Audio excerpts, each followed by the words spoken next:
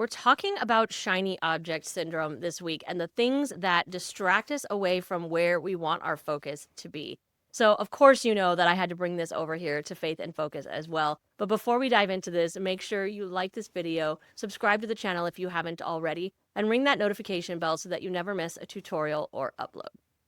Okay, so this is going to be a short episode because honestly, I need to hear more from you on this than I need to hear from myself here. So, obviously, there are a ton of ways that we can be distracted and pulled away from our focus being on God. There are so many of them. I mean, even just from listing our emotions, happiness, anger, sadness, frustration, all of these things can distract us and pull us away from having our focus on God where we want it to be. But I was thinking more specifically on the practical side of things this week. So I was thinking about during devotional time. This is a situation where I personally struggle because my favorite devotional, and I've mentioned it here already a few times, is through the First 5 app. Yeah, I just said it, app, which means that I'm on my phone while I'm doing it. And so it's very, very easy for me to be distracted. I would love to say, well, just get out your physical Bible, which I have been doing a lot more lately, and just put your phone in the other room. Don't even let it be in the space with you. But when you're using an app for your devotionals, whether you're using the First 5 app like me or the Bible app or, any other thing like that, it's how do you do that? Because now you can't put your phone away. So the one thing that I've been realizing that I probably need to do is, just put my phone on Do Not Disturb. I don't always think to do that, but I probably should. And it's not even from things like notifications coming in. Nobody's calling me because I do my devotionals early in the morning. So nobody is calling me then. Nobody's texting me. I don't typically sometimes I get emails come through, but it's even just notification reminders for me. So things from Trello, because I've set up notifications for certain things that I need to do or that I want to get done every morning.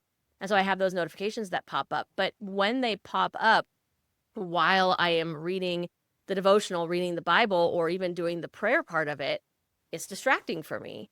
So it's something that I've been really thinking about a lot. Yes, I know obviously I could switch away from using the app and find a Bible study book or a guide or something, which I'm actually going to be trying a little bit connected to the First 5 coming up soon because I'm starting a Bible study here locally and we're going to be doing that. And obviously I can always just read straight from my Bible. But because I know that First 5 fits really well into my routine and allows me to stay consistent with my time in the Word, I don't necessarily want to just abandon it and go to something else that I have to be a little bit more, I don't know, it's more decisions that I have to make. And the more decisions that we have to make, the more we start to fall away from habits and routines that we have built, even when they're working really well. So this is something I've been thinking about a lot, like how I can address this. And so I think, I just said already, something that I can try, which is to make sure that I'm on Do Not Disturb mode until I am done with my Bible study. And so, yeah, I think that is definitely something that I'm going to do. I'm also thinking too that like some of those notifications that I personally have set up in the mornings, well, maybe I should just move them later. Maybe I need to adjust the time frame of when I am trying to do those things, because obviously I'm not doing them while I'm reading my devotional. So I need to kind of adjust those things so that they don't pop up at me in the moment when I am trying to read my devotional. So that's another thing I can do. One thing that I do already do, and this is something similar to what I mentioned over on TSA Weekly this week, was talking about how when I'm in like a focused creative session of work that I like to set timers so that, sometimes Pomodoro timers, which I didn't actually say that on TSA, but I will set timers so that I can be focused and not constantly be watching the clock. And I absolutely do that during my prayer and meditation time. I can't remember if I've said that here before. I might have actually, that I do that. I set a timer on my phone or through like my Alexa app or whatever so that I can really focus on prayer and not be worrying about, well, am I supposed to be on the clock now because I need to become active on Slack at 8 a.m. or whatever. I don't have to think about or worry about those things because I know that timer will go off. So I don't have to worry that I'm going to lose track of time. Or if I'm honest, fall asleep.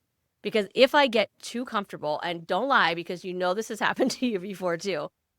If you get too comfortable, especially if it's in the morning and like you're maybe still just kind of drinking your first cup of coffee for the day or whatever, and you get into prayer and meditation mode, especially when you're in the listening to God part, yeah, sometimes you can doze off. It happens, okay? So I know that having that timer there to go off, it keeps me from worrying about that. But then it really just allows me to be more focused on my prayer time. And I love that.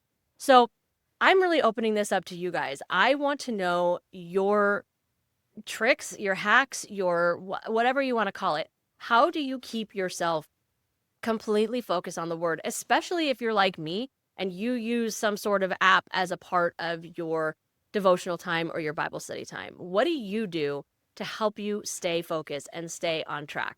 Let us know in the comments. I hope that this episode inspired and encouraged you. And if it did, please share it with a fellow Christian business owner who might need the same encouragement. Thanks for being here, and God bless.